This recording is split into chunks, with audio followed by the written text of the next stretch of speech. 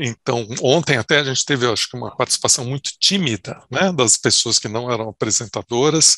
Então, hoje, por favor, fiquem mais à vontade para isso. E a gente tem aqui uma inversão de ordem, né, a pedido aqui da Beatriz, que está, inclusive ela está acho que em UK, né? Então tinha alguma questão de horário para ela que vai precisar entrar um pouquinho mais tarde. Mas então a gente faz essa inversão, como ela pediu.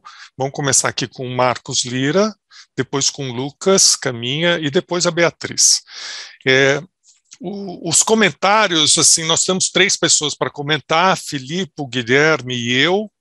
A princípio, a gente separou aqui como responsabilidade prioritária, né, e ter de fato assim, olha, você tem que ler esse aqui, né? No caso, eu fico com o Marcos, o Filipe com o Lucas, e o Guilherme com a Beatriz.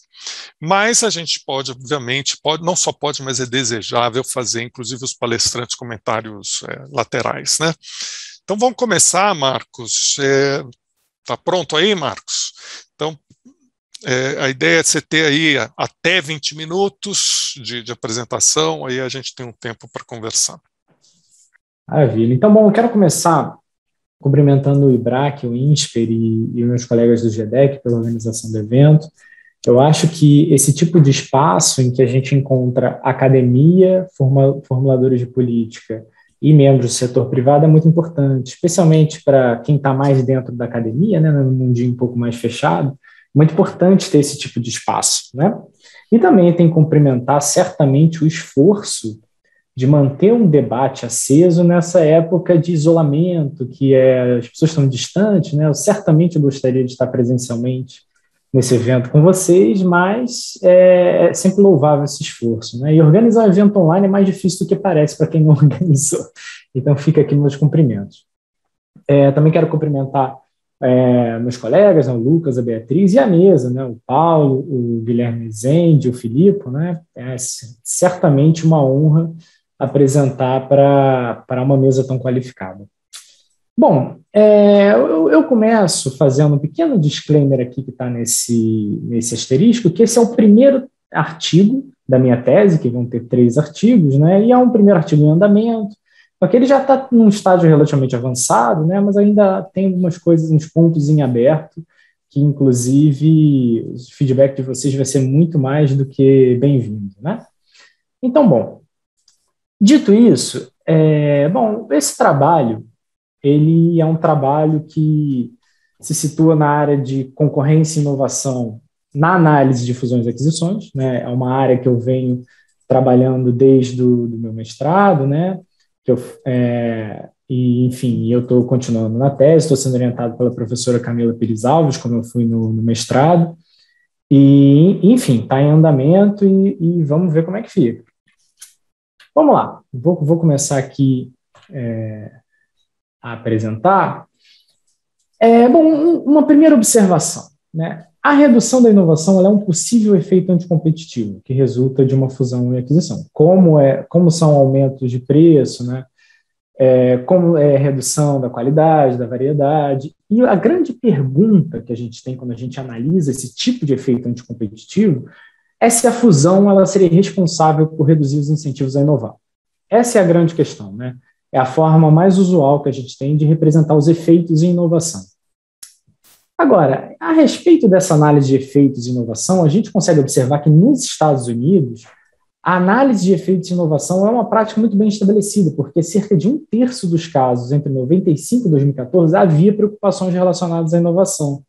E por preocupações relacionadas à inovação, entendam como desde a inovação ser parte da definição de mercado relevante, por exemplo, uma definição de mercado relevante que inclui todos os ativos relacionados à pesquisa e desenvolvimento de determinado tratamento para determinado fim terapêutico, ou a presença de efeitos anticompetitivos em inovação. Você chegar à conclusão de que tal caso poderia gerar efeitos anticompetitivos e redução da inovação. Então, 1/3 dos casos é muita coisa. Então, é uma prática bem estabelecida, mas ela é pouco sistematizada.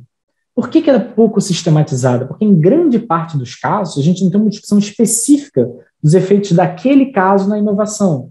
São discussões mais genéricas, com modelos genéricos, sem entrar nas especificidades do caso. Essa é uma conclusão desse texto do Kerber e do Kearney de 2014.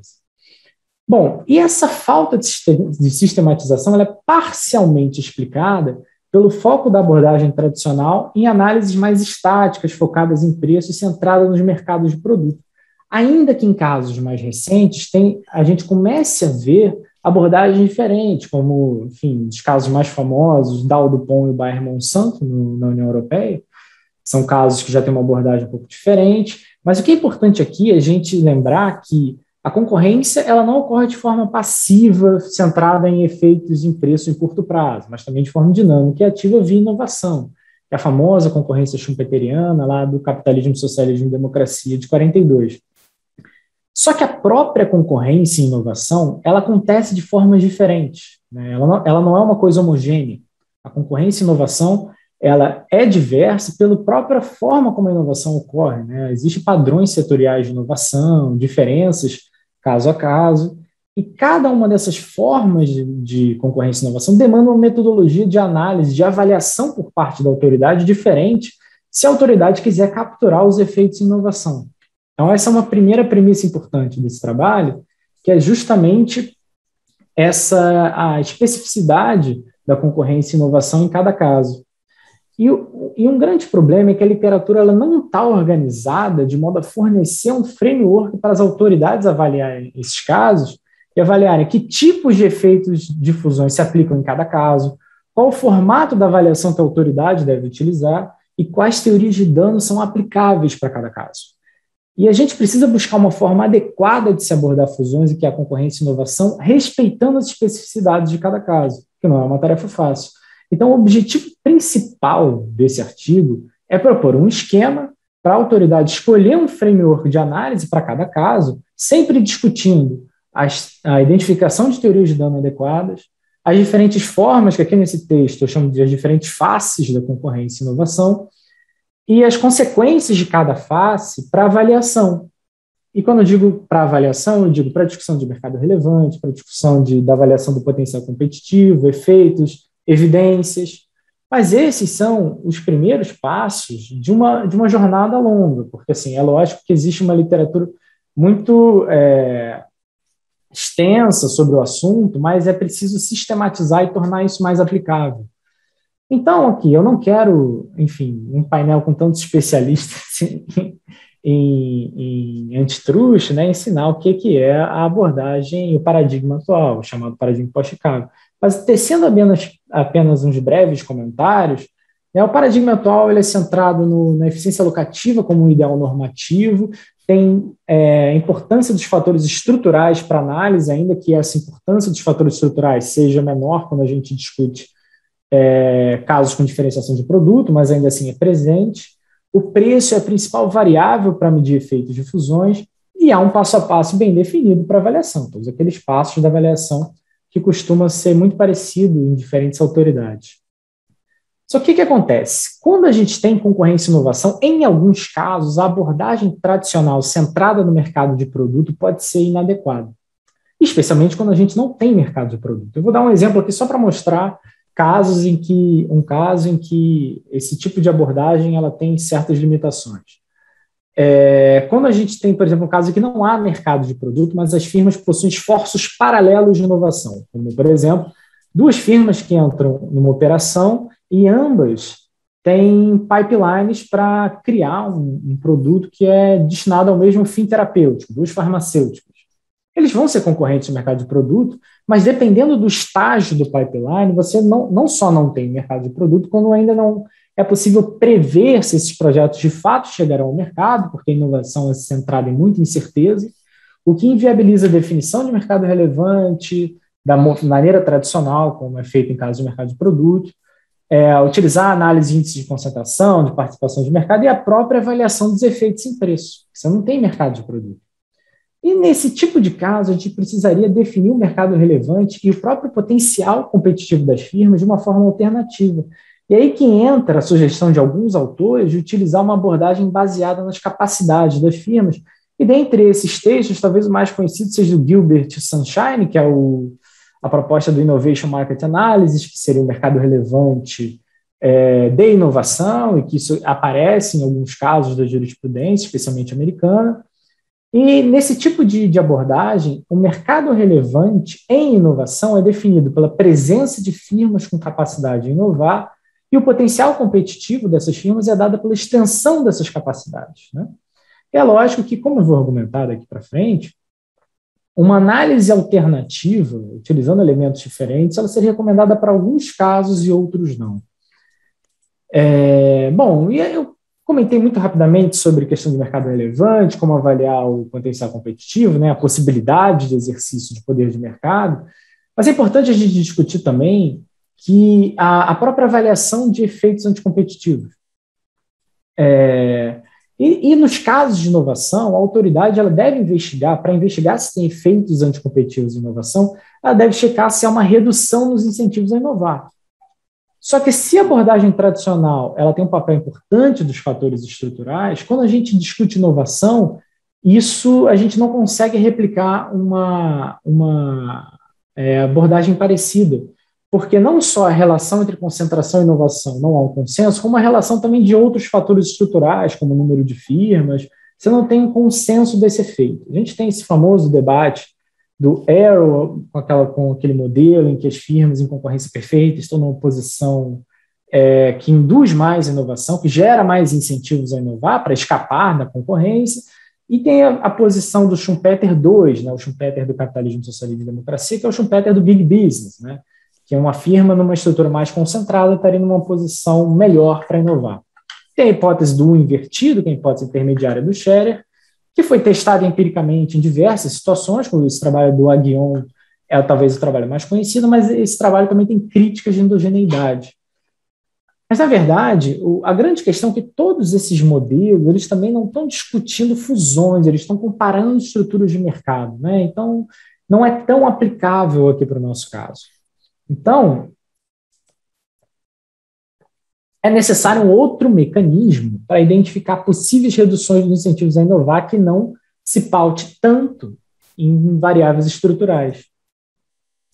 E aí a gente tem algumas contribuições da literatura para que buscam capturar os efeitos de fusões usando um processo muito análogo à estimação de efeitos unilaterais em preço.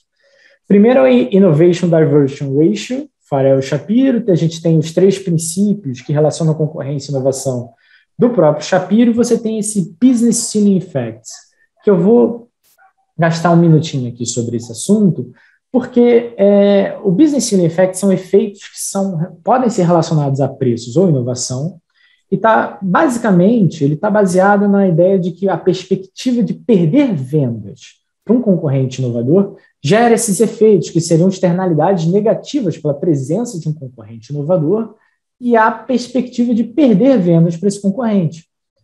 E isso gera um incentivo a inovar. Só que uma fusão ela internaliza esses efeitos, essas externalidades negativas, e reduziria os incentivos a inovar.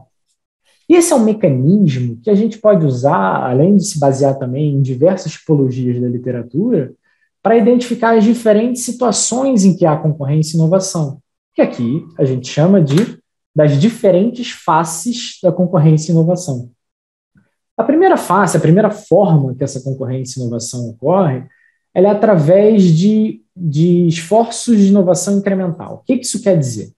São situações em que você tem sobreposição dentro do mercado de produto, né, sobreposição horizontal, mas é um setor, é um mercado que é caracterizado por constantes esforços inovativos para melhorar os produtos, esforços de inovação incremental, né? O smartphone é um exemplo, mas é um mercado bem estabelecido, mas que você tem constantes inovações incrementais. E aqui eu não estou incluindo inovações disruptivas ou que criam novos produtos, novos mercados, né? São esses casos em que o mercado de produto está bem estabelecido e você tem inovações incrementais, né? Nesse caso, um passo a passo tradicional de uma avaliação de mercado de produto ele é apropriado, porque você tem lá o mercado de produto, em que você consegue definir o mercado relevante da forma tradicional, avaliar índice de concentração, e um passo a passo mais tradicional, e especialmente porque os resultados da inovação são tangíveis. Você sabe mais ou menos o que vai surgir dos esforços inovativos, porque você não está criando um mercado ou um produto totalmente novo. Só que o possível dano à inovação que pode resultar desse tipo de operação é a redução ou interrupção da introdução de inovações incrementais, né? E aqui, no texto, quando eu apresento essas faces, eu entro numa discussão relativamente longa sobre evidências, que eu não coloquei aqui nesse PowerPoint, porque ficaria gigantesco. Mas tem uma tabelinha no final que dá uma palhinha para vocês sobre evidências para sustentar as teorias de dano, né, e a própria avaliação do potencial competitivo. A segunda face da concorrência e inovação é quando ela ocorre através de esforços de inovação em andamento para desenvolver novos produtos. São esforços de inovação paralelos. E aqui o principal exemplo é quando você tem duas firmas com pipeline, por exemplo, duas farmacêuticas, com pipelines paralelos, que estão desenvolvendo terapias com o mesmo fim terapêutico, que serão concorrentes no futuro mercado de produto. Esse caso de Enzyme Novazyme, que é a aquisição dessa startup Novazyme, é um caso que tem importância na literatura. Ou quando você tem uma das firmas com pipeline, com esse esforço inovativo em andamento, que participa de uma fusão ou aquisição com uma outra que tem um produto rival incumbente, num mercado de produtos já bem estabelecido. São casos em que você tem um pipeline e você tem uma outra firma ou com outra pipeline ou com um incumbente. Só que apesar de eu estar usando essa terminologia de pipelines, eu não estou restringindo essa análise a setores com P&D bem estruturado, que ocorre através de fases pipeline, ainda que nesse tipo de caso seja muito mais fácil checar evidências, porque por questões regulatórias o passo a passo é muito bem definido. Agora, se incentivos a inovar forem necessários para completar o desenvolvimento do produto, a gente precisa usar uma abordagem baseada nas capacidades, porque se essas inovações elas estiverem perto do lançamento do mercado, você já consegue ter um mercado de produto bem definido, começar a checar efeitos em preço. Só que se você estiver em fases anteriores do pipeline, a gente precisa usar uma abordagem de análise baseada nas capacidades. Por quê? Porque o próprio mercado relevante tem que ser composto por firmas que exerçam pressão competitiva, como a gente entende o mercado relevante, a essas firmas que estão com pipeline em andamento. E seriam outras firmas com pipeline rival em andamento, ou firmas com capacidade para desenvolver inovação nesse setor. E aí, aqui, um possível dano à inovação seria um atraso ou interrupção desses esforços de inovação como resultado dessa internalização dessas externalidades de inovação.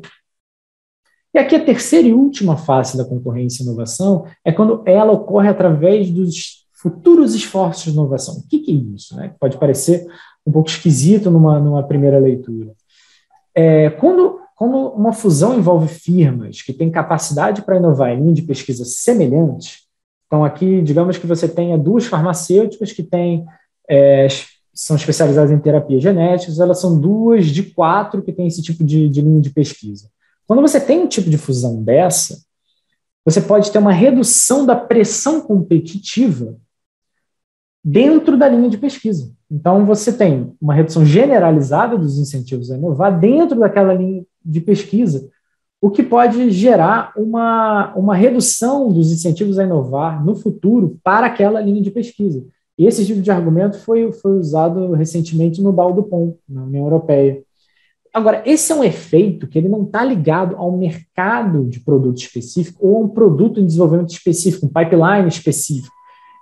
Aqui a gente está discutindo uma redução generalizada, estrutural dos incentivos a inovar em uma linha de pesquisa, porque você internaliza essas externalidades, essa pressão competitiva, o que reduz esforços inovativos no futuro.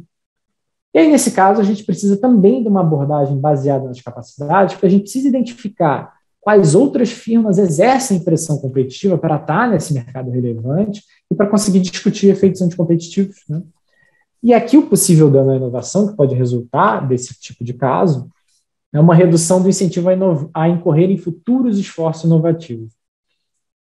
Agora, o que é essa avaliação dessas fusões que é baseada nas capacidades? Até aqui eu destaquei para vocês quais são essas fases de concorrência e inovação, disse que em alguns casos a gente precisa de uma avaliação baseada nas capacidades, só que agora, entrando um pouco mais a fundo, o que é isso, né? O que é essa avaliação baseada nas capacidades? É a situação em que você não tem mercado de produto definido, e aí você tem essa alternativa, né? Agora, é uma avaliação que ela precisa responder, quais são as linhas de pesquisa em que as partes possuem capacidade para desenvolver inovações, né? E quais outras firmas possuem essas capacidades para fazer parte desse mercado relevante de inovação. E também precisa responder o quão capazes são as firmas em desenvolver inovações, a extensão dessa capacidade para eu poder avaliar o potencial competitivo dessas empresas. E a gente tem que construir um framework de análise que seja capaz de enfrentar os desafios. Esse Innovation Market Analysis ele dá um primeiro passo, mas ele tem uma série de limitações que eu discuto melhor no artigo, e a gente precisa de trazer insights e insumos para expandir esse tipo de análise. E aqui, o que a gente faz nesse artigo é também tentar começar a preencher algumas lacunas desse tipo de avaliação, né? Só que a teoria da firma tradicional ela tem limitações para construir esse framework. E uma alternativa é a gente considerar a heterogeneidade das firmas e usar uma abordagem que se baseia nos recursos da firma, seguindo a linha da Penrose. E esse tipo de teoria da firma entende as firmas como conjuntos de recursos ou conjuntos de capacidades, e esses recursos representam o potencial competitivo, né? A gente tem abordagens da linha dos autores evolucionários, que aprofundam essa abordagem baseada nas capacidades, nos recursos. E aqui, Paulo, eu estou vendo que está dando aqui 20 minutos, eu te peço 2 minutinhos que eu estou terminando, só esse slide mais um. Ok. Então, a gente precisa discutir primeiro, a gente consegue puxar alguns insights aqui dessa literatura. Um primeiro insight é o conceito das Core Capabilities em T&D, que elas indicam quais esforços inovativos que a firma pode viabilizar. As Core Competencies, que é uma versão alternativa das Core Capabilities, mas que é com um passo a passo muito bem definido para identificar, porque são conceitos que podem ajudar a identificar esses concorrentes, avaliar o potencial competitivo. Também o conceito de cumulatividade, porque em alguns casos, firmas com maior cumulatividade de sucesso inovativo, elas estão em uma posição melhor para introduzir inovação.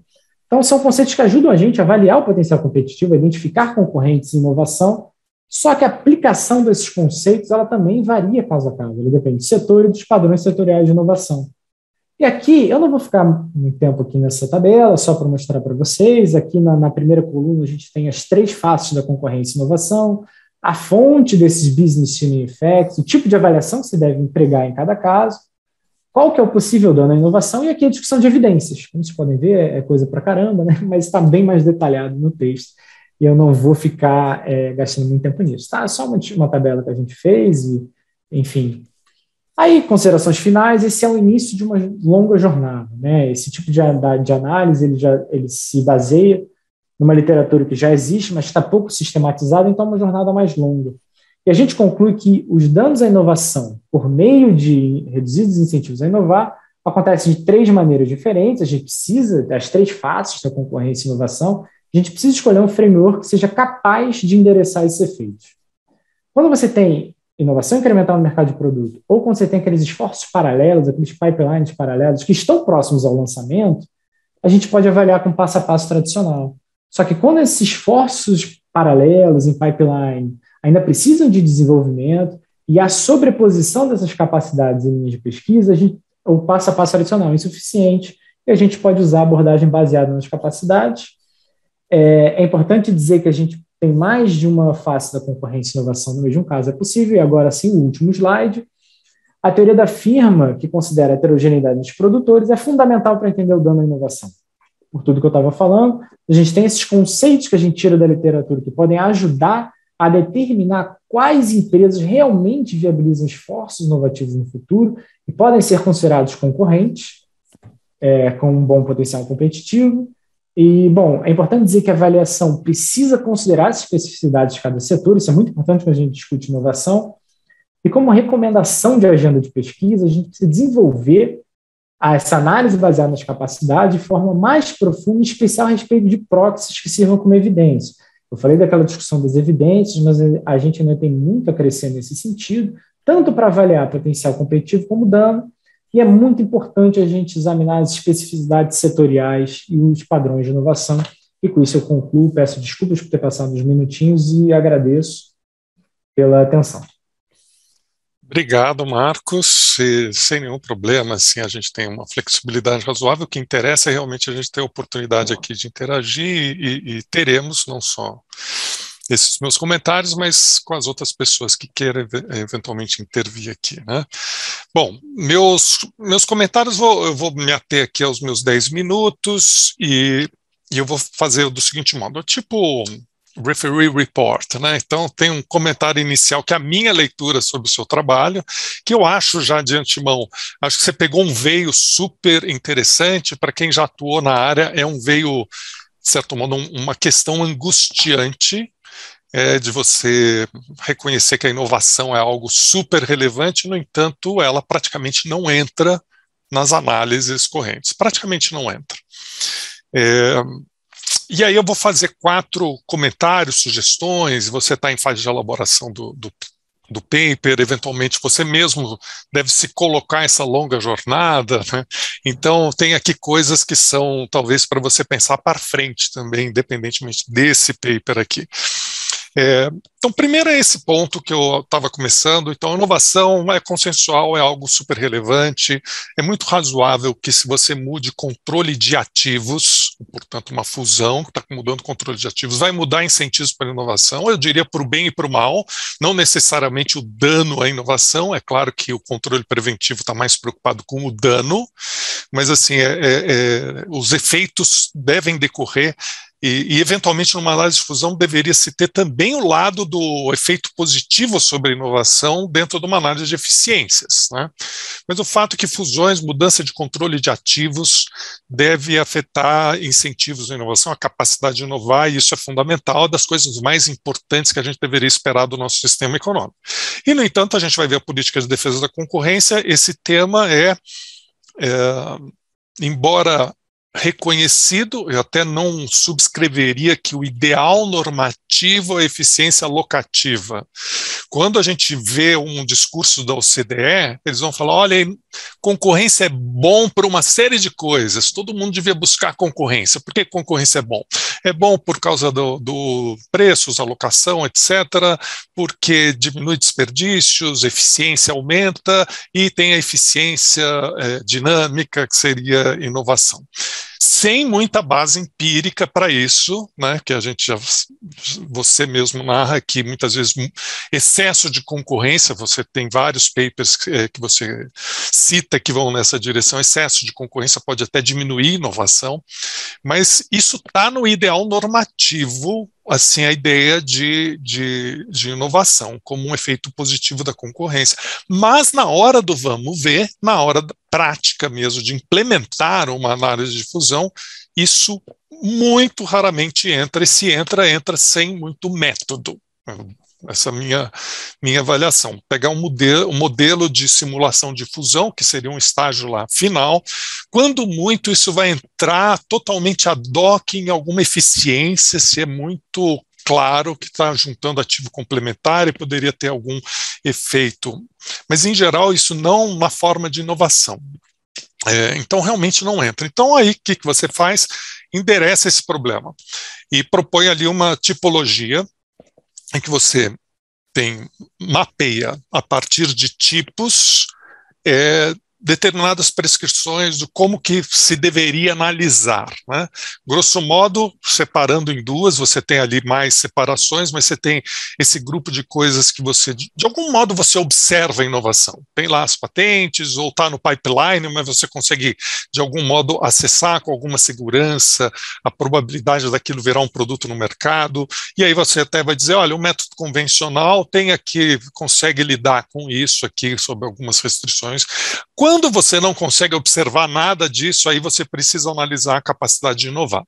Isso aí, eu diria, é absolutamente consistente com o princípio de controle de estruturas, porque o que você está falando, no final das contas, é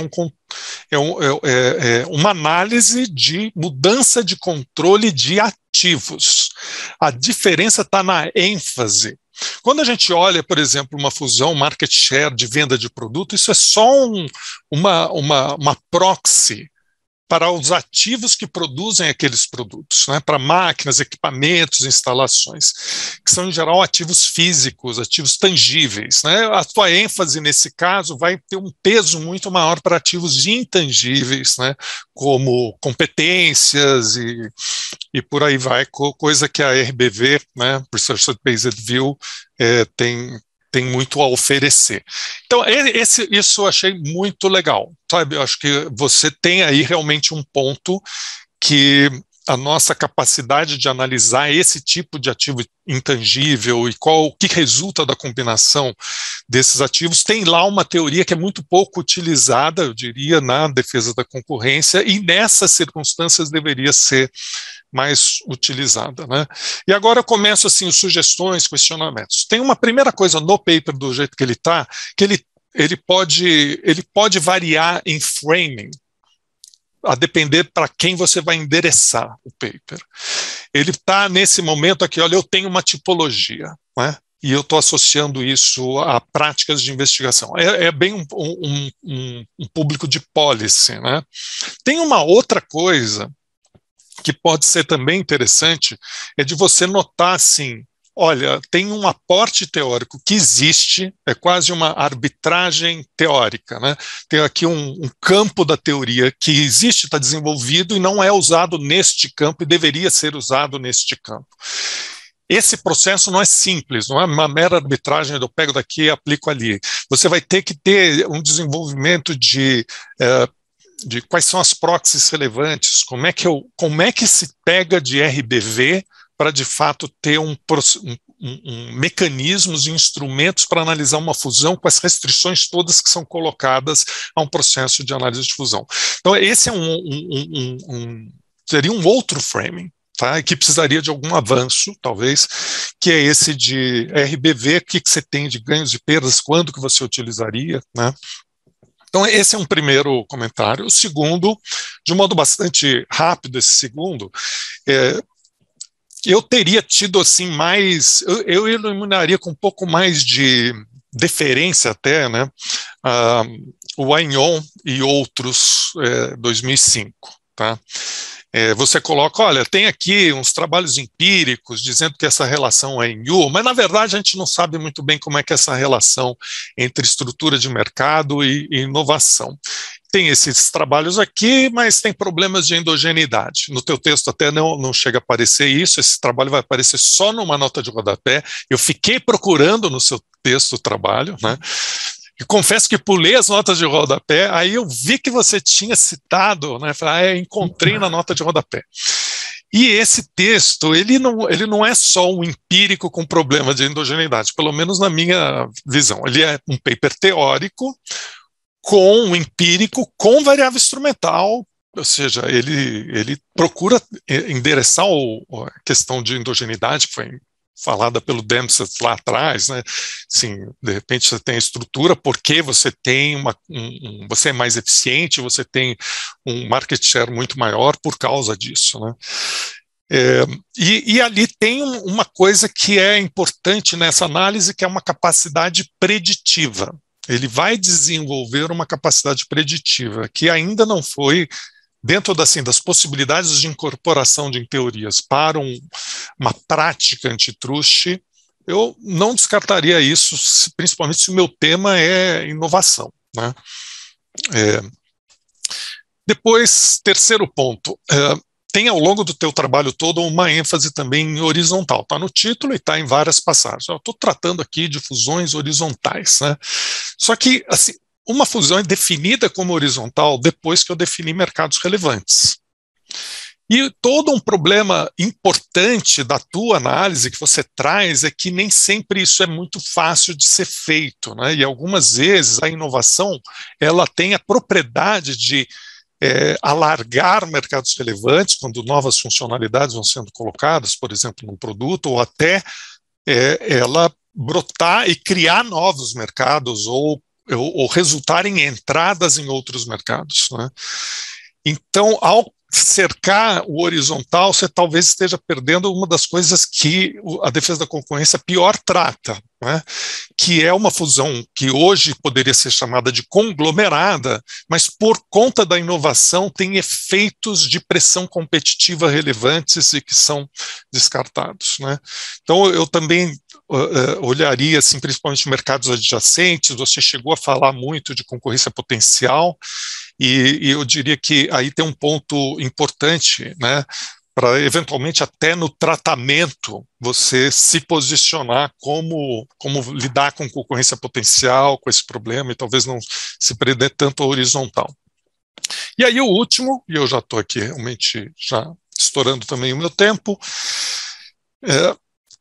tem um aspecto que você não trata do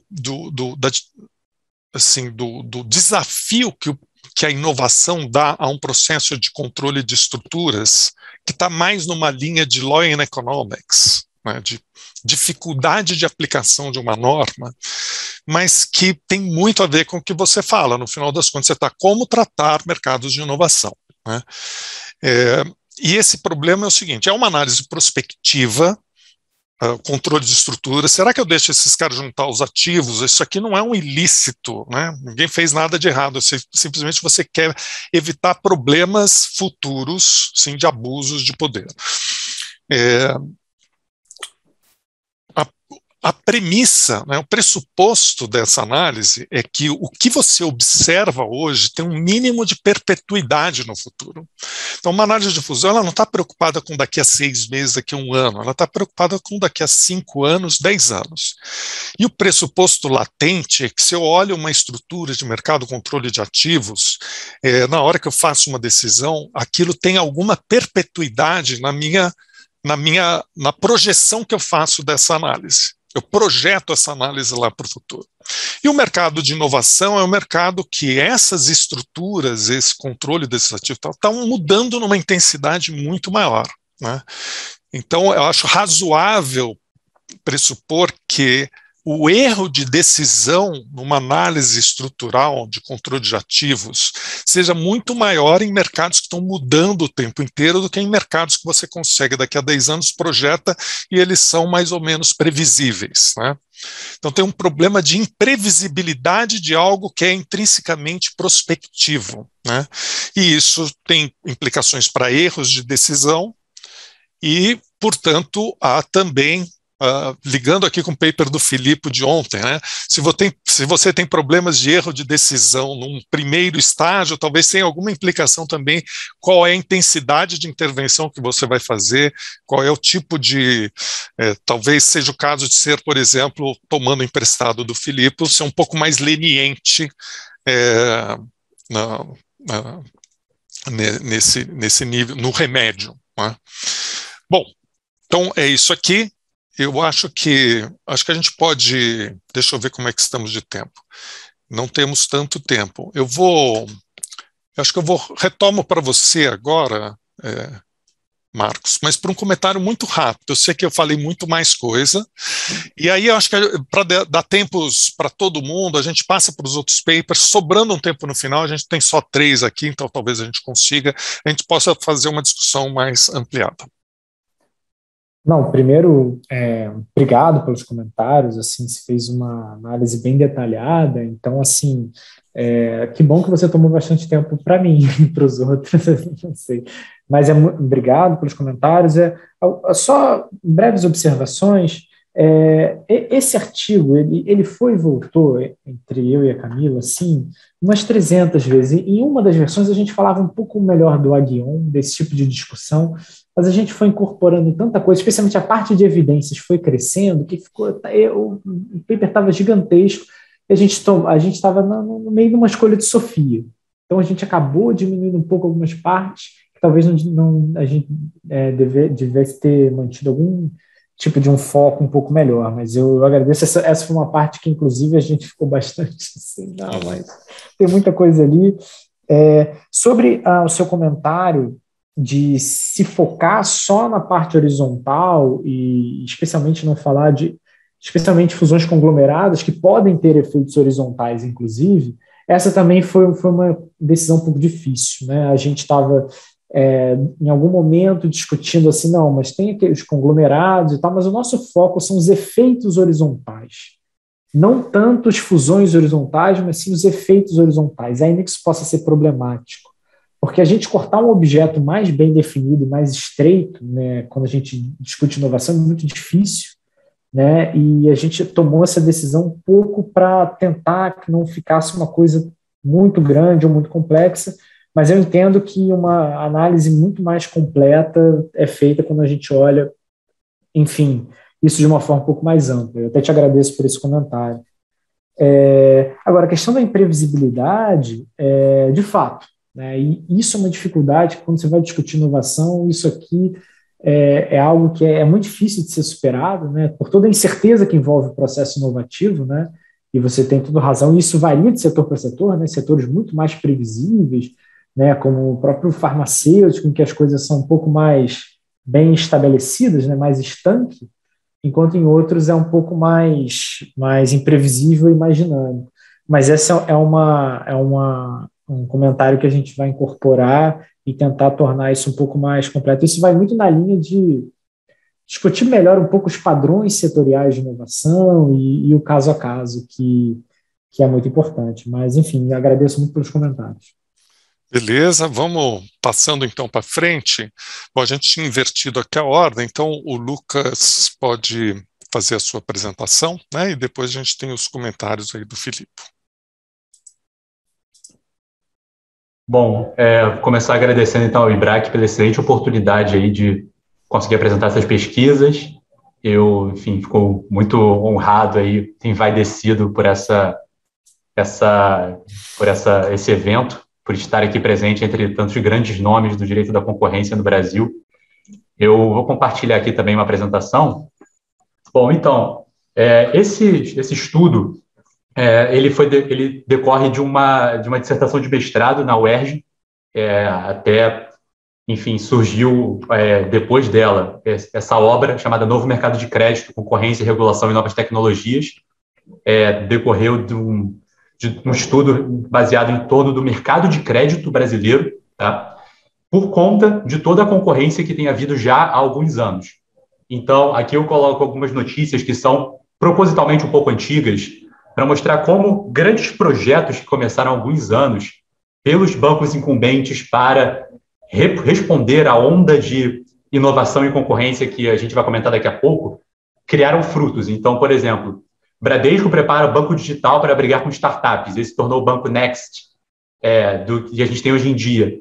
Braço de investimento de startups do Santander busca empresa no Brasil.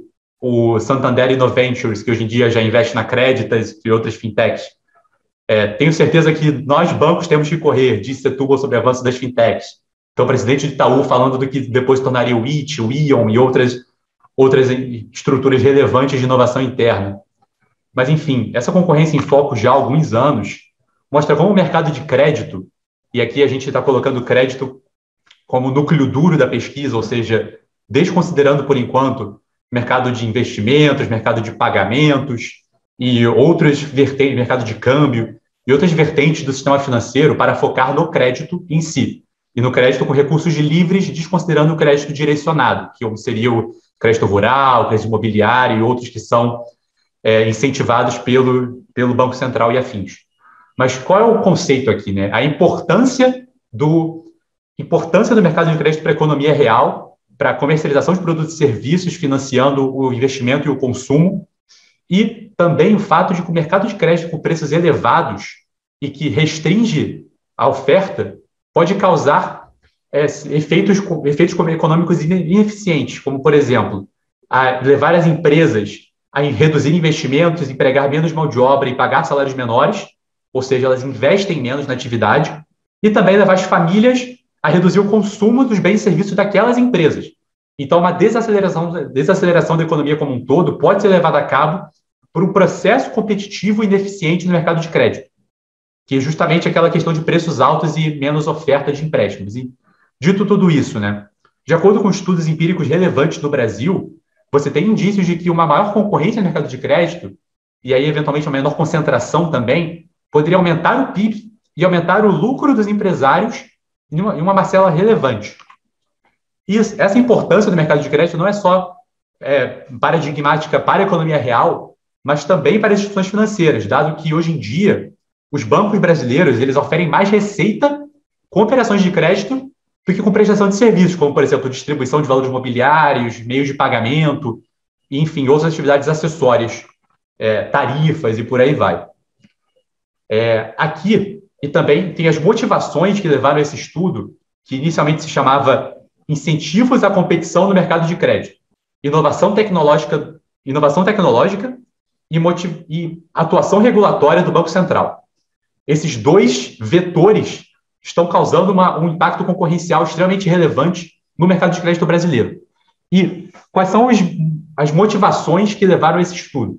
Primeiro, discursos já bem tradicionais hoje em dia, de que tanto a concentração, quanto a rentabilidade, quanto os preços do mercado de crédito estariam bem elevados comparativamente no Brasil, a existência de tradicionais barreiras à entrada e também estudos empíricos nacionais que revelam como, em termos absolutos, poderia haver uma maior competição, que a gente vai entrar lá na frente.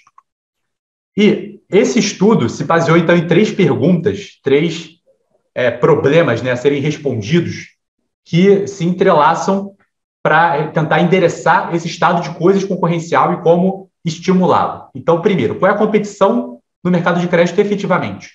Tá? A partir desse grau de competição que a gente conclui, a entrada das fintechs no mercado de crédito resultaria em entrantes capazes de contestar os lucros bancários, que são as instituições dominantes no mercado de crédito, e caso positivo, caso elas sejam uma ameaça, elas são capazes de destruir esses incumbentes. E aí passa para a terceira pergunta. Considerando que as fintechs de crédito não são os únicos fenômenos que estão contribuindo para essa ebulição no mercado de crédito atualmente, quais seriam os outros fenômenos que a gente pode esperar das 2 ferramentas indicadas para estimular a competição nesse setor? Enfim, começando aqui com a primeira pergunta, qual o grau de competição no mercado de crédito? Esse é um endereçamento que a gente vai ter que tomar bem menos tempo aqui para responder, porque senão não daria tempo aqui para a gente fazer caber na nossa exposição. Mas basta dizer que aqui a gente seguiu o marco teórico de Tomás Philippon, professor de Colômbia, que indica que o grau de competição de um setor pode ser determinado através da medição de 3 dados: concentração, rentabilidade e preços. Tá? Se você tem uma concentração alta, mas rentabilidade e preços baixos, talvez não seja um mercado tão pouco concorrido assim. Se você só tem preços altos, mas baixa concentração e baixa rentabilidade, igualmente. Mas se você tem esses 3 dados apontando para cima, talvez aí você tenha um espaço para aumentar a competição daquele mercado. E aqui a gente passa rapidamente pelo método e pelas bases de dados que a gente usou, então Banco Central, atos de concentração do CAD e do BC também, corte temporal de 2000 a 2020, por aí vai, passando rapidamente por eles, e também bibliografia, tanto nacional quanto estrangeira. Aqui a gente consegue ter uma ideia, passando já para a rentabilidade, de como, desde 2000 até 2019, o setor de crédito, o setor financeiro como um todo, manteve seu lucro líquido em uma alta crescente, com especial foco nos 5 grandes bancos. Depois de 2020, houve uma contração desses lucros por conta da Covid-19, e isso já passou um pouco do escopo da pesquisa, mas após 2021 já aparentemente está se recompondo. Mas o grande conceito aqui é que, além de haver uma concentração um pouco mais elevada, que a gente está pulando aqui para dar tempo também de apresentar tudo, a rentabilidade do setor financeiro demonstra aí tendências a altas e junto com uma rentabilidade comparativa, no seguinte sentido: quando você pega os maiores bancos de outros países, você tem aí, de acordo com dados do Bank for International Settlements e dados da consultoria econômica também, indícios de que os bancos brasileiros têm um lucro maior quando comparado aos ativos totais e ao patrimônio líquido, em rota crescente e superior em relação a esses bancos. Também falando um pouco em preços, a gente também tem comparativos interessantes. Esses são dados do FMI e esses são dados da OCDE, de que o preço do crédito brasileiro é mais caro na margem do que de outros países ao redor do mundo. Então, o resultado dessa pesquisa empírica, que, de novo, tomou já algum tempo, isso está bem mais esmiuçado lá no livro publicado, foi de que a concentração pode ser classificada como moderada, segundo critérios tradicionais de CR5, de HHI e afins, e que é comparativamente elevada em relação a outros países de dimensão semelhantes ao brasileiro, à dimensão brasileira, especialmente em relação a países desenvolvidos. Rentabilidade também cresceu de 2002 a 2000 a 2019, e também um indício para espaço para mais pressão competitiva. Por quê? Esse dinheiro que está sendo distribuído aos acionistas é dinheiro que não está sendo reinvestido na atividade, seja em tecnologia, seja em expansão, e seja em outras atividades. É dinheiro que poderia estar sendo realocado na atividade econômica, mas, na verdade, está sendo redistribuído, talvez por uma baixa pressão competitiva. E, por fim, preços representaram baixa sensibilidade a variações no custo marginal, ou seja, as instituições financeiras tiveram redução no custo marginal, especialmente através do custo de captação da Selic e através de redução da inadimplência ao longo dos anos, mas a redução desse custo marginal foi repassada para o lucro das instituições, ainda que parcialmente, e não repassadas ao consumidor na forma de redução de preços. E aí você também tem alguma discussão sobre comparativos de preços ao redor do mundo, onde o preço do crédito brasileiro se mostra um pouco mais alto do que a média. Inclusive, os nossos spreads atualmente, considerando preço menos custo de captação, é o segundo maior do mundo, atrás de Madagascar, né, de acordo com dados do World Bank. E aqui a gente tem esse comparativo com o cenário internacional, onde a maioria dos países envolvidos tem essas condições reduzidas em relação ao que a gente tem aqui: concentração, rentabilidade e preços. Aliando a esse ponto, você tem o fato de que o Banco Central já interveio em diversas ocasiões no mercado de crédito para corrigir falhas de mercado não sanadas pela concorrência, e o nosso grande caso emblemático aqui é quando ele colocou um teto para os juros do cheque especial, porque verificou que, por ineficiências nesse setor e por economia comportamental e por haver uma inelasticidade de preço e demanda, haveria necessidade de intervenção regulatória porque não estava sendo sanada pela concorrência, essa problemática, e isso foi em 2019, já em meados de um governo já com um ideário mais liberal do que os que vieram antes. Então, interessante aí que, apesar dos governos mudarem, a agenda do Banco Central continua pró-competição, mas isso a gente vai falar um pouco mais para frente. Também, agravando esse cenário concorrencial, além das intervenções regulatórias, você tem as tradicionais barreiras à entrada. Não vou entrar em todas aqui, mas as principais aqui a gente pode falar da simetria de informação, que está sendo bem endereçada agora pelo Open Banking, que é necessariamente o fato de que, até então, apenas os grandes incumbentes tinham dados satisfatórios acerca dos consumidores de serviços financeiros da população, o que dificultava bastante a entrada. O fato da economia de escala e dos custos elevados para infraestrutura física, infraestrutura digital, ponto esse está sendo bem mitigado agora pela distribuição digital de produtos financeiros.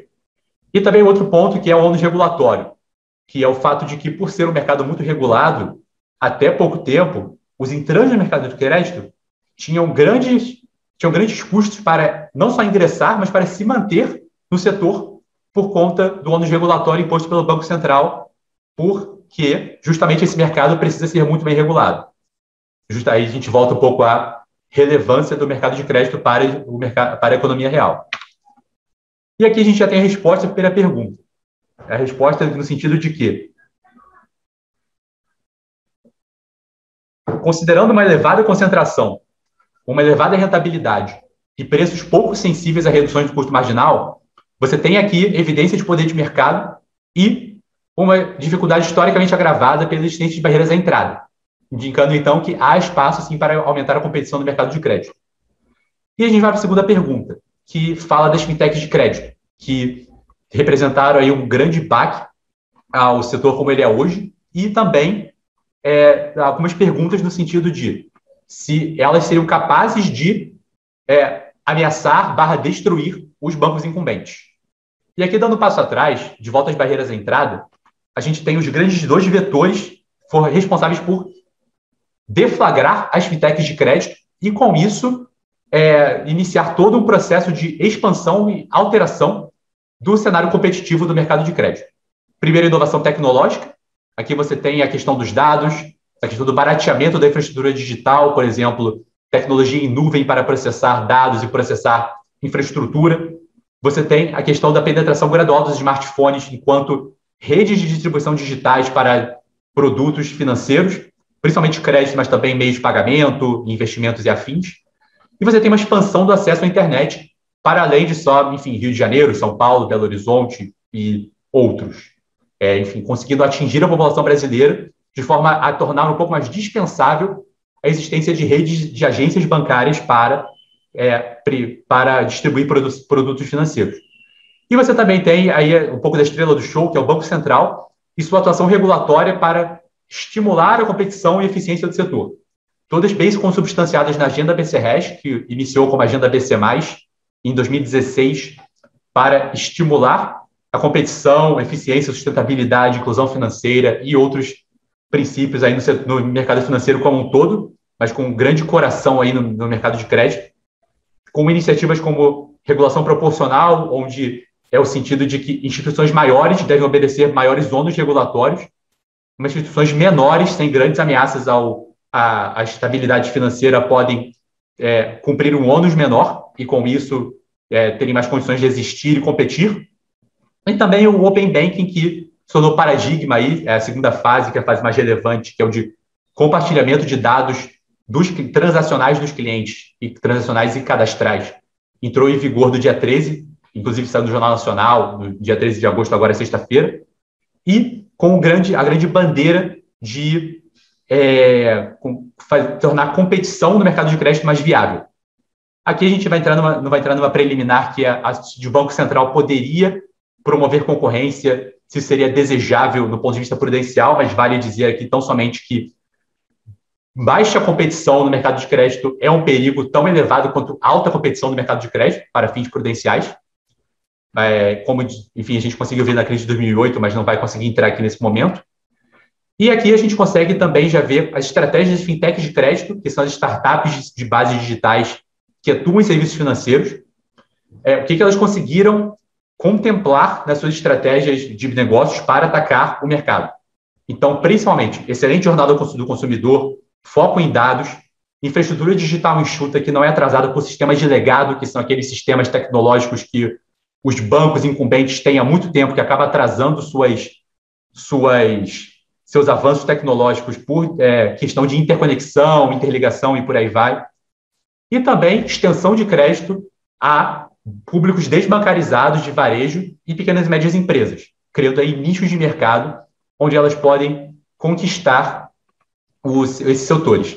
E como a gente falou agora, por elas terem um baixo risco sistêmico, elas conseguiram um ônus regulatório bem reduzido no Banco Central em relação ao ônus de bancos tradicionais, principalmente porque fintechs de crédito, principalmente na configuração da resolução CMN 4656, que cria sociedade de crédito direto, a sociedade de empréstimo entre pessoas, elas não podem captar depósitos, elas só podem prestar recursos próprios, no caso da sociedade de crédito direto, ou podem interligar investidores e tomadores para que eles emprestem recursos entre si, no caso da sociedade de empréstimo entre pessoas.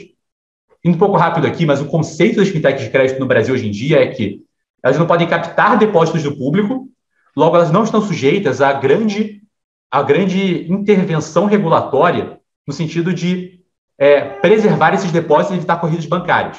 Logo, elas podem ter um ônus regulatório aí muito menor no sentido de depósito compulsório, capital regulatório. Elas têm muito menos amarras regulatórias que podem viabilizar sua atividade com isso. O mapeamento até aqui é o seguinte: a gente tem uma resposta à primeira pergunta de que o mercado de crédito é menos competitivo do que ele poderia ser, e a gente tem uma redução estrutural das barreiras de entrada trazidas pelas inovações tecnológicas e pela atuação regulatória do Banco Central, o que viabilizou a ascensão de entrantes digitais. Não só fintechs de crédito, mas principalmente elas a gente vai ver lá na frente. E isso através do modelo de estrutura, conduta, performance, estrutura, conduta, desempenho, permite a gente observar que a ascensão desses entrantes no mercado de crédito está sendo viabilizada por impactos na estrutura, ou seja, redução das barreiras de entrada, está sendo incentivada economicamente pela conduta dos incumbentes, que é preços, quantidades, investimento em inovação e afins, e também está sendo incentivada economicamente pelo desempenho dos incumbentes, que é essa rentabilidade um pouco mais elevada. E os bancos incumbentes estão reagindo a esses impactos na estrutura. Eles estão reagindo à entrada desses entrantes digitais. E para onde isso irá levá-los, né? A gente tem aqui um cenário... que deu 19 minutos aqui, tá? Perfeito. Vou só pedir, então, 2 minutinhos adicionais aqui para a gente conseguir amarrar, pulando aqui um pouco, mas qual é o conceito aqui, tá? Que os bancos estão investindo em inovação fechada, ou seja, investimento interno e presença digital através de aplicativos, transformação digital das instituições, spin-offs no formato de instituições financeiras controladas, como o Banco Next, como o Banco Digio e afins. Aqui a gente tem esse mapeamento que a gente não vai conseguir pegar aqui. E a gente também tem parcerias entre fintechs e bancos que permite aí uma grande inovação externa, inovação aberta, né? O conceito de bancos incumbentes estarem atingindo os demais entrantes para constituir inovação e permitir esse grande estímulo concorrencial. Essas parcerias entre bancos e fintechs têm alguns desafios, como cultura, processos, sistemas de legado, mas também tem alguns mitigadores que permitem essas iniciativas florescerem. Até tem uma grande discussão que não vai ser abordada aqui sobre se essas parcerias seriam desejáveis ou não do ponto de vista concorrencial, e principalmente quando está falando de investimentos de bancos e fintechs, mas aqui a gente também tem mais mapeamento empírico que não vai conseguir bater aqui nesse momento. Enfim, o grande ponto aqui mapeamentos. Eu só vou pedir mais 3 minutinhos para a gente conseguir concluir aqui, mas qual o grande ponto? Concluir as 3 perguntas, mas qual o grande conceito? As instituições financeiras estão direcionando muito caixa para investimentos e despesas de tecnologias, estão criando parcerias com as fintechs para aumentar a receita e reduzir custos, estão adquirindo participação tanto minoritária quanto majoritária em fintechs e até constituindo fintechs próprios. Tudo isso já mostra que os incumbentes não estão inertes. Eles estão se movimentando para responder à ascensão de entrantes digitais, o que mostra que há uma capacidade de ameaça das fintechs aos bancos tradicionais, uma ameaça de impacto e contestabilidade ao lucro. Mas, dito isso, por algumas razões, a gente acredita que, por mais que elas sejam relevantes, elas não vão conseguir destruir esses bancos tradicionais. Por quê?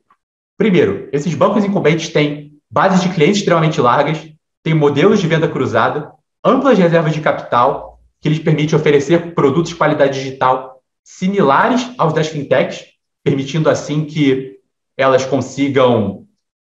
consigam arrebanhar os seus clientes com produtos similares antes que as fintechs consigam, de fato, tomá-los 100%. Além disso, está havendo um cenário cada vez maior de inovação aberta, no sentido de que bancos estão cada vez mais interessados em investir em parcerias com as fintechs do que investir em concorrência. Claro que a gente tem algumas exceções aqui, principalmente dos maiores players, o que está levando aqui essa discussão bem aquecida atualmente de assimetria regulatória entre bancos e fintechs, mas não parece ser a maioria quantitativamente. E, por fim, até hoje você não teve nenhuma vedação expressa à compra de uma fintech, de uma startup no geral, por um banco incumbente. Principalmente aí no caso de Itaú XP, que no máximo teve algumas amarras, mas não teve, de fato, uma vedação. Parece que os incumbentes têm plenas condições de comprar futuras ameaças. Então, até parafraseando a ex-conselheira do CAD, Cristiane Alckmin, bancos podem comprar concorrentes chatos que surgirem no setor de crédito. E com isso, considerando tudo isso, a gente pode considerar que a resposta à segunda pergunta é que fintechs são ameaça, mas não necessariamente uma possível ruptura do sistema tradicional. Aí, desdobrando aí na discussão de regulação proporcional versus assimetria regulatória, que é provavelmente por onde eu vou nortear o meu eventual doutorado. Dito isso também, a resposta à terceira pergunta, que é, pensando a lei das fintechs de crédito e suas limitações, quais as ferramentas mais indicadas para fomentar a competição e a contestabilidade do mercado de crédito brasileiro e quais os fenômenos podemos esperar dessas estratégias. Os fenômenos, as ferramentas são essas, inovações tecnológicas e ações regulatórias, como a gente colocou agora há pouco, e os fenômenos que a gente pode esperar, além desses, são maior concorrência entre instituições tradicionais, principalmente agora com o Open Banking, cavalo de Troia, que é onde uma fintech entra, por exemplo, pagamentos, investimentos, mas depois vai para crédito, avanço de varejistas em serviços financeiros, como Magalu, Mercado Livre, com Mercado Pago e afins, avanço das instituições financeiras e serviços não financeiros, por exemplo, o Banco Next está estabelecendo um marketplace de varejo, que deve sair no curto prazo, avanço das cooperativas de crédito, que são bem relevantes agora, Big Techs, como o WhatsApp Pay, e outras que estão oferecendo carteiras, mas vão avançar em crédito no curto prazo. E, por fim, esse é o ponto fulcral aqui, quando a gente chegar numa comoditização dos produtos de crédito, onde todos os produtos têm qualidade similar e equilíbrio, talvez a gente consiga justamente chegar na concorrência por preço, que é a redução do spread. E com isso a gente encerra aqui, com a resposta da terceira pergunta, consegue encerrar esse painel de 3 itens de relevância para o mercado de crédito brasileiro, que mostra aí grandes emoções aí à frente. E, bom, estourei aqui um pouco tempo, em acho que 5 minutinhos, peço desculpas aí o resto do painel, mas agradeço de novo a oportunidade de apresentar esse tema que é tão caro para mim e fico à disposição para todas as perguntas e todas as ponderações aí que podem vir do Filipe e dos demais. Muito obrigado aí a todos. Filipe, o palco é seu. Obrigado de novo. Acho super interessante o trabalho, Lucas, super legal a pesquisa, o foco. Acho que o mercado financeiro no Brasil é um dos principais mercados e talvez no que tenha mais distorções, então encorajamento super aí para continuar estudando isso, fazendo tudo isso. Acho que eu tenho 3 perguntas para você, ou 3 comentários sobre cada uma das perguntas que você colocou, que talvez possam ajudar a nortear um pouco mais a evolução desse trabalho. Sobre a primeira pergunta, pelo que eu entendi, você está meio que derivando conclusões com base nos dados gerais de competição no setor bancário. Eu queria entender um pouco melhor de você, eu acho, como é que você vê a competição entre instituições no setor bancário, no mercado financeiro brasileiro? Né? Porque parte do que você tem são dados bastante agregados, mas você não viu muito uma noção se são mercados nacionais, se são mercados locais, se a competição se dá entre conglomerados, são divididos em linhas de crédito específicos, e um pouco desses dados, e essa é uma discussão que eu acho que vai além, não é só o seu trabalho, é uma discussão que tem muito no Instituto em geral hoje, que é quando você tenta comparar conclusões de dados agregados, meio Yannick Hout, dado de lucros na economia inteira contra trabalhos que tentam olhar para mercados relevantes específicos e diminuição de concentração em mercados nacionais ou mercados locais ou coisas do gênero. Acho que tentar compreender um pouco melhor como você vê o jogo da competição. E eu lembro que quando eu estava olhando para isso no meu mestrado, você via que o mercado de desconto de duplicatas era um mercado em que as margens eram muito próximas, os preços eram muito próximos, variavam muito. Enquanto o mercado de crédito pessoal, você tinha especialização entre diferentes bancos, mercado de autos, você tinha o BV, era a principal competidora. Acho que tentar explicitar um pouco melhor como é que você vê. Eu acho que isso vai te ajudar também a olhar para os dados de lucro líquido e entender se esses dados descontam a inflação, descontam o crescimento do PIB ou não ao redor do tempo, e não simplesmente essa evolução gráfica. Isso seria uma coisa interessante e uma coisa para discutir. Até com o Pontual, eu sei que o Pontual está num trabalho grande sobre isso, seria até legal você falar com ele também. Sobre a pergunta 2, eu gostei muito do tópico da pergunta em si. O que eu queria te perguntar como é que você vê qual que é o foco da política pública? Se o foco é a primeira metade, que é a diminuição de lucro, ou a diminuição de renda, talvez já tenha uma forma melhor de caracterizar do que necessariamente lucro, versus o que seria a destruição das empresas, né? O que seria exatamente essa destruição? Então, se a métrica que ela é preço, ela é qualidade, se ela é preço ajustado pela qualidade. Se você está falando em destruição, você está falando em creative destruction, é uma coisa tipo, olha, esse é um mercado que deveria ser dinâmico por natureza, então você deveria sempre ter a saída de players, a entrada de novos agentes, porque isso faz parte, ou se só quando você tem uma pressão competitiva que você já identifica, que faz com que todos os bancos tenham que reagir, que pode levar à diminuição de margens, e no fundo talvez esse seja o objetivo da política pública, então que a destruição por si só não seja o que a gente está querendo atingir. Eu não sei qual é a resposta para isso, mas eu acho que tentar entender o que motivou essa separação entre os dois tópicos seria bom para entender também. E, por fim, Sobre a parte 3, eu achei interessante que você, ao longo do trabalho como todo, menciona muito mais o Bacen do que o CAD, né? Ou pelo menos no que a gente viu. Então, o CAD participa muito pouco, é muito mais vindo do Bacen, e essa é uma área em que o Bacen e o CAD atuaram, talvez agora até mais, que parou a briga, né? Eu vi durante o começo da minha época, era a época que o Bacen e o CAD brigavam para ver quem tinha competência para intervir no setor e quem podia fazer o quê. Mas para entender como é que se dá a atuação conjunta dos dois, como é que deveria se dar ou não, quem fica responsável por promover a competição, quem não fica responsável por promover a competição.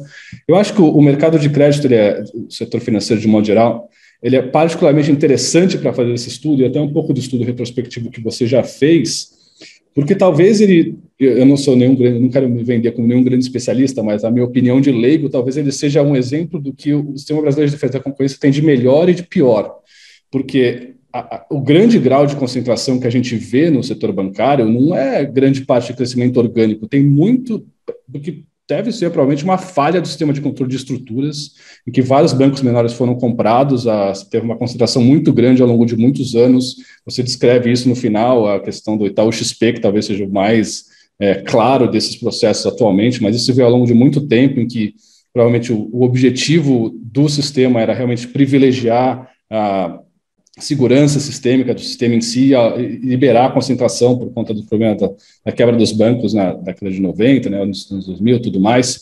Então, que foi meio quase uma troca, eles aceitaram um nível de contratação bem altos em troca de uma segurança sistêmica, então talvez seja uma falha da política, efetivamente, quando você olha hoje, olhando em retrospecto, talvez não sei, acho que é uma coisa que você mencionou lá. Mas, ao mesmo tempo, o Bacen e o CAD tiveram uma atuação muito grande na área de meio de pagamento, que foi muito proativa e foi muito bem sucedido. Então, o Marcelo, inclusive, que está no outro painel, agora discutindo saúde, foi a abertura das bandeiras de crédito, a abertura das bandeiras de débito, levou a uma grande inovação tecnológica no setor e um grande aumento da concorrência, diminuição de margem, diminuição de taxa. Então, talvez olhar um pouco para o futuro, pensar a política pública olhando para o futuro, tentando incorporar o que veio do passado, e eu acho que separando aqui o que é uma política pública proativa, digamos assim, uma política pública mais agressiva de open bank, algo do gênero, cujo objetivo é aumentar a competição efetivamente e facilitar a entrada, versus o que são políticas um pouco mais defensivas, talvez sejam tão importantes como a investigação do CAD contra no caso do Guia Bolso, por exemplo, que são as startups que estão entrando, estão conseguindo mudar o mercado, e o que os bancos estão fazendo é usar o poder de incumbentes dele para tentar destruir ou impedir esse crescimento. Talvez isso seja uma área interessante de tentar diferenciar um pouco o que foi falha da política, o que foi mérito da política, se isso foi defensivo, se isso foi uma coisa agressiva, uma coisa de mudar o mercado em si. E aí acho que te ajudaria a compreender qual que é o grau de agressividade que a gente tem que ter para a política de concorrência para o futuro, olhando para, acho que na terceira questão. Acho que esses seriam os três comentários e perguntas que eu tive, mas super interessante o trabalho e parabéns. Acho que com certeza vale um doutorado se você está pensando em fazer isso, vai ter muito que estudar para o futuro, não tenho dúvida. Obrigado, Filipe. Olha, a gente tem um drama aqui que a gente precisa assegurar um tempo mínimo aqui para Beatriz, né? E se a gente der a meia hora para ela, a gente já estoura um pouquinho o nosso tempo em 3 minutos. Então, proponho aqui que o Lucas, enfim, teve os comentários do Filipe, que foram até dentro do tempo, Filipe, foram, acho que bastante abrangentes, levantaram várias questões, né? E então acho que o Lucas pode, enfim, refletir sobre elas, e qualquer outras questões paralelas e tal, a gente pode utilizar os mecanismos, né, que a gente sempre usa, e-mail, etc., para resolver essas arestas. E aí a gente dá o tempo decente aqui para Beatriz. Então, Beatriz, por favor. Eu queria começar agradecendo pela oportunidade de estar aqui hoje. Os debates que eu assisti ontem e os 2 painéis que eu assisti hoje foram muito interessantes, e acho que tenho certeza de que os comentários que eu vou receber para o meu trabalho também vão ser muito, muito úteis e muito enriquecedores. Esse paper que eu vou apresentar hoje, ele é uma parte da minha tese de doutorado, defendida recentemente na Faculdade de Direito da Universidade de São Paulo, como o Paulo comentou há pouco. Essa tese ela foi escrita como uma monografia, e esse paper que eu estou apresentando hoje é uma primeira tentativa de estruturar parte dos trabalhos dessa monografia, parte dos argumentos dessa monografia, em um paper curto. Então, a minha ideia é dividir a monografia em vários papers, e esse é o primeiro que vocês estão vendo, com exclusividade, produto dessa tese maior. Então, vai ser muito bom receber comentários, que é a primeira vez que eu apresento esses argumentos fora da banca. E também, da minha parte, como jurista, cientista social de formação, a possibilidade de discutir o trabalho com economistas que têm bastante experiência no antitruste, para mim também é muito valiosa, porque não é só no direito não é só com o direito que o meu trabalho dialoga. Mas, enfim, sobre o trabalho, o paper é estruturado em 4 partes, ainda é uma versão bastante preliminar, que precisa ser mais refinada, mas eu vou tentar estruturar a apresentação do artigo, do paper, da mesma forma que ele está estruturado. Então, começando pela introdução, uma revisão de literatura sobre novas teorias do dano para mercados digitais, uma discussão mais aprofundada do caso Naspers Delivery Hero, que é o caso iFood, e depois as conclusões preliminares que eu cheguei até aqui. Bom, a introdução do trabalho discute por que atos de concentração em mercados digitais têm chamado a atenção, quais o contexto no qual as atos de concentração, ou fusões e aquisições em mercados digitais têm chamado a atenção das autoridades, não só no Brasil, mas ao redor do mundo. Então, tem um argumento teórico da literatura de que há um aumento grande nos números de atos de concentração nesses mercados de uma forma global, mas que não necessariamente esse aumento se refletiu em um aumento proporcional no número de casos revistos pelas autoridades, e os casos revistos não necessariamente foram remediados. Então, tem um corpo teórico e com algumas contribuições empíricas também, mostrando que há um aumento na concentração em mercados digitais e que talvez esse aumento tenha alguma relação com a forma com a qual o direito antitruste, o direito à concorrência é aplicado. Então, tem um debate na literatura acerca da insuficiência do direito da concorrência, ou das normas concorrenciais, para regular de forma efetiva os mercados digitais, mais especificamente as estruturas dos mercados digitais, são os atos de concentração, e esse debate ele se dá principalmente em 2 níveis. Um mais procedimental, que é todo um debate sobre os critérios de notificação dos atos de concentração, se esses critérios são adequados ou não para as particularidades dos mercados digitais, e tem um segundo conjunto de argumentos que é mais substantivo, que é principalmente acerca das teorias do dano, dos instrumentais analíticos que são utilizados, mesmo quando casos chegam para análise pela autoridade de defesa da concorrência.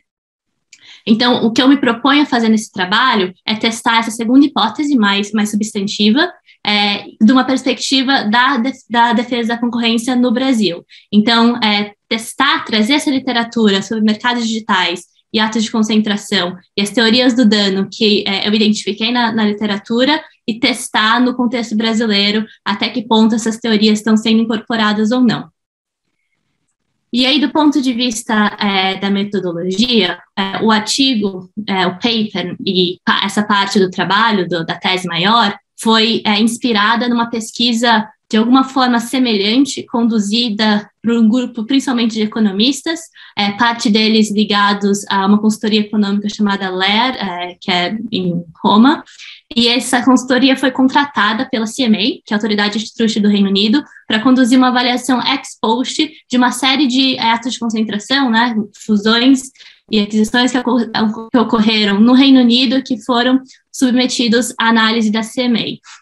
E esse relatório grande que foi contratado pelo CMA foi depois transformado em um artigo acadêmico, que é esse Merger Policy in Digital Markets and Ex Post Assessment, que é muito bom, muito informativo, inclusive ele está no topo dos mais lidos no jornal acadêmico que ele foi publicado. Então, essa só para dar uma referência para vocês, essa é a referência metodológica que eu emprestei para esse trabalho.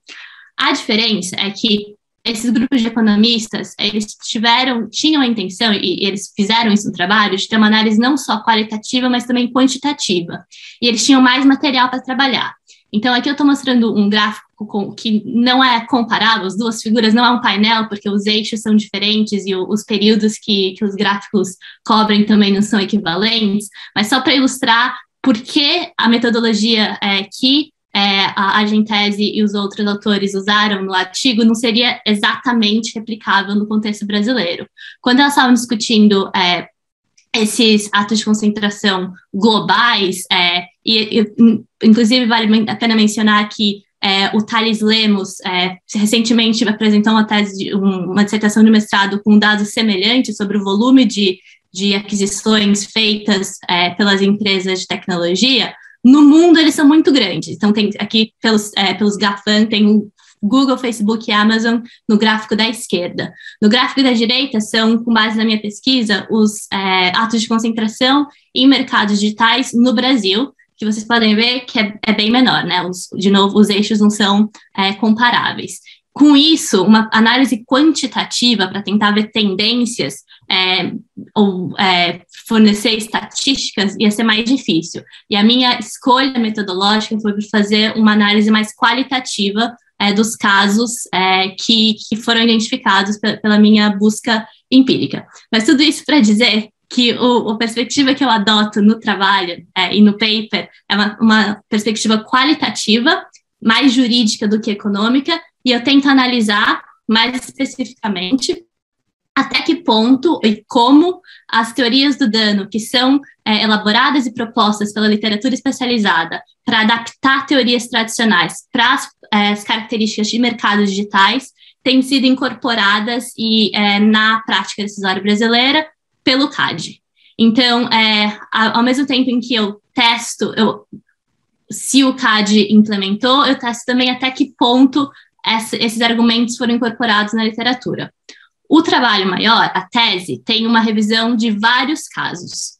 Nesse trabalho, eu foco em um caso só. Mas antes de ir para o caso em si, que eu acho que é a discussão mais substantiva que vale a pena ter com vocês hoje, eu queria só passar pelas teorias do dano, que são as 4 grupos de teorias do dano que eu apresentei nessa segunda parte do artigo, que é mais uma revisão da literatura. Então, essa parte eu agrupo 4 teorias do dano, então não são 4 teorias do dano, mas são 4 tipos de teoria do dano tradicionais que, na minha percepção, merecem algum tipo de ajuste ou adequação para serem mais aderentes às características e ao funcionamento dos mercados digitais. Esses 4 grupos de teorias do dano são, a primeiro, poder de monopólio, barreiras à entrada relacionadas aos efeitos de rede. E nesse ponto, o meu argumento é que, por conta dos fortes efeitos de redes dos mercados digitais relacionados à estrutura multilateral desses mercados, barreiras à entrada podem ser mais altas, e aí, nesse sentido, é importante que a autoridade considere os efeitos de rede nessa análise das barreiras e considere também os diferentes lados do mercado quando analisa um ato de concentração nesses mercados. Então, o poder de monopólio que pode surgir a partir desses efeitos de rede e as barreiras de entrada mais altas, a partir do momento que o mercado, vira, e a concorrência vira pelo mercado e não só no mercado. Também considerações sobre manter o mercado contestável de alguma forma. Então, essas são as preocupações que eu pontuo seriam relacionadas a esse primeiro conjunto de teorias do dano.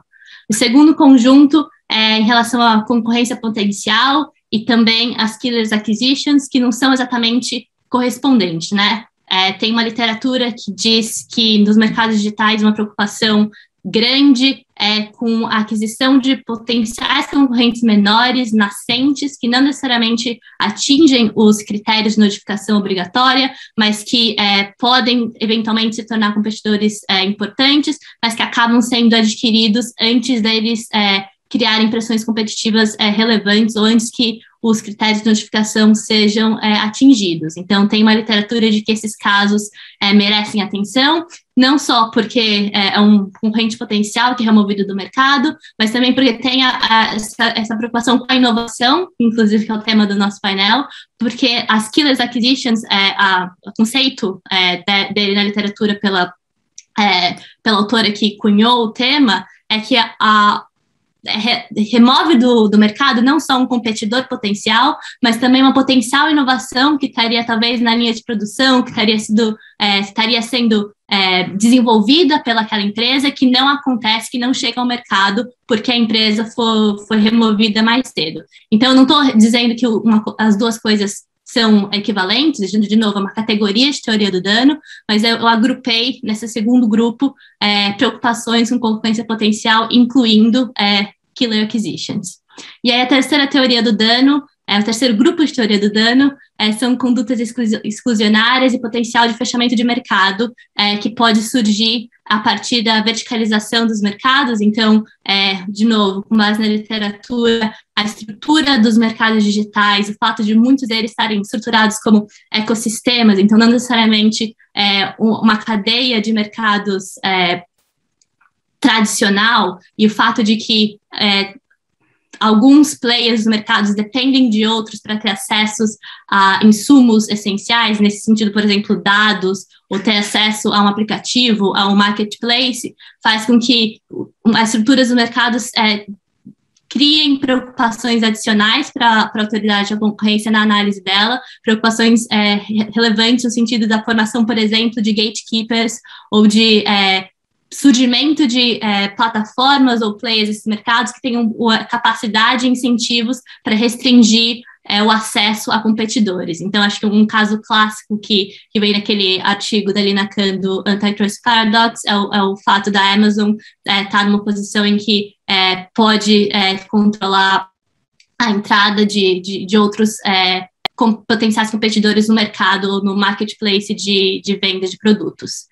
E aí, o quarto ponto, o quarto grupo de teorias do dano, teorias do dano relacionadas à redução da qualidade por conta do tratamento de dados que é dado, dados, principalmente dados pessoais, que é dado pelas plataformas que atuam nos mercados digitais.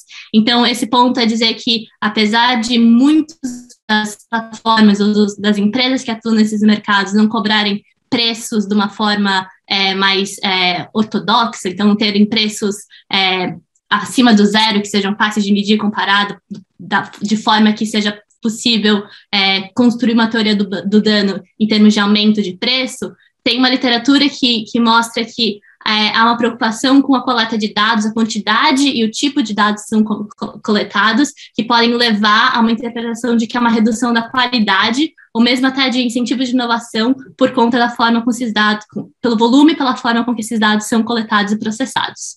Enfim, são 4 grupos de teoria do dano, que o que eu tento fazer no paper é apresentar preocupações adicionais que a autoridade precisaria ter na hora de identificar essas teorias do dano, de testar em vista do caso concreto. E, não são teorias completamente novas, são teorias que já são, de alguma forma, talvez em outro empacotamento conhecidas pelas autoridades, mas que têm nuances que mercados digitais exigem para ser mais aderente a esses mercados. E não é uma lista exaustiva, são alguns casos em que eu acho que são especialmente relevantes para análise de atos de concentração. E aí, acho que a parte a contribuição mais nova do paper é a terceira parte, que é onde eu faço uma análise ex post, né, a posteriori, depois, subsequente, de um caso específico, que é o caso do Naspers Delivery Hero. E aí eu testo, com base na análise desse caso, até que ponto, se e como, as teorias do dano que eu desenvolvi na seção 2 são incorporadas e debatidas na discussão, na resolução desse caso. E o negócio em questão envolveu a aquisição pela Naspers de uma participação na Delivery Hero, que era uma empresa que controlava duas plataformas de aplicativo de entrega de comida, uma chamada Pedido Já e outra chamada Subdelivery. E na época o Naspers já era o controlador principal do iFood, que era na época o aplicativo de entrega de comida mais popular no Brasil. Então, com a aquisição dessa participação na Delivery Hero, a Naspers viraria também a maior acionista da Delivery Hero. Então, é uma concentração no setor de aplicativo de entrega de comida. Esse foi o primeiro caso no mercado de aplicativos de entrega analisados pela autoridade DDTs da concorrência, e essa concentração foi notificada apenas no Brasil, o que também é interessante porque mostra uma análise individual da autoridade brasileira nesse caso. Só a autoridade brasileira foi notificada e esse caso só foi analisado pelo CAD. O que eu faço nessa sessão é apresentar primeiro as teorias do dano que a SG, a Superintendência Geral, testou e desenvolveu de alguma forma, e a segunda parte do argumento é a teoria do dano que a SG poderia ter testado, mas não testou, e é uma análise mais crítica dela. Então, a primeira parte, né, a primeira teoria do dano que foi articulada pela SG foi a redução na concorrência efetiva pela remoção de um potencial player relevante do mercado. Então, a ideia é que se a Delivery Hero ou o Subdelivery fossem concorrentes efetivos do iFood, a aquisição retiraria essas concorrentes do mercado, diminuiria a pressão competitiva e poderia causar danos à concorrência. Essa teoria, de alguma forma, tinha substância ou tinha fundamentos nas evidências, porque a iFood foi considerada a empresa dominante no mercado. Tinha evidência suficiente para o CAD entender na época que a iFood era a empresa dominante. Mas a teoria do dano foi rejeitada com base no fato de que a Pedido Já foi considerado um concorrente não significante. A Pedido Já foi caracterizada com base em estudos econométricos como uma empresa que não era capaz de constranger a iFood, porque era muito pequena, tinha um poder de mercado muito pequeno, uma participação muito pequena no mercado de entrega de comidas.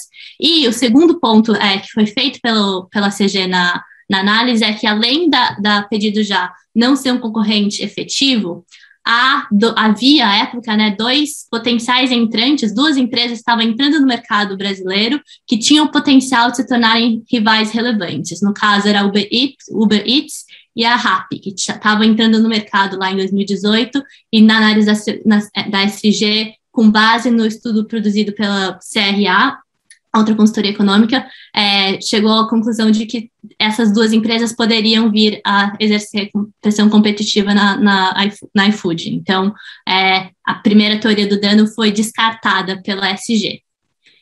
E aí, a segunda teoria do dano que foi testada era em relação à criação de barreiras à entrada resultantes da transação.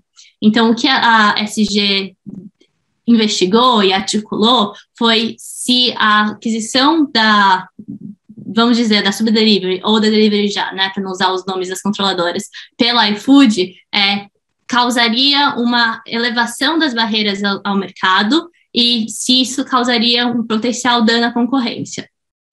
A SG, na análise dessa teoria do dano, identificou duas principais barreiras à entrada no mercado de delivery de comida. O primeiro foi a necessidade de estruturar uma rede de restaurantes cadastrados, o que dificultaria a expansão dessas plataformas, porque, sendo mercado multilados, as plataformas ligam de um lado os consumidores que querem pedir comida no aplicativo, do outro lado uma rede de restaurantes que estão localizados fisicamente em alguns lugares, que se oferecem para oferecer os cardápios no aplicativo. Então, essa primeira barreira à entrada foi estruturar essa rede de restaurantes no outro lado do mercado. A segunda barreira à entrada que foi analisada ou considerada foi o potencial de marketing, investimentos em marketing, porque a SG se preocupou com as pessoas saberem quais aplicativos que estavam comercializando esse tipo de serviço e quais os tipos de restaurantes que estavam disponíveis. Então, essas foram as duas principais barreiras identificadas pela SG.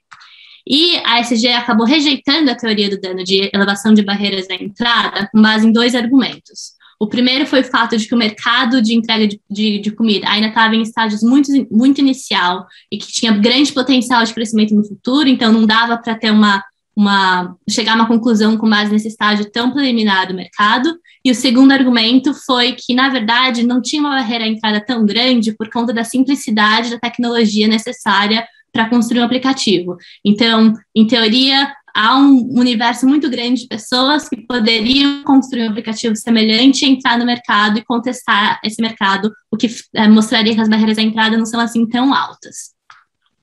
Então, essas foram as duas teorias de dano articuladas. E eu sei que eu tenho 1 minuto, então eu vou tentar... Já passou de 1 minuto, mas tudo bem, só vai terminando.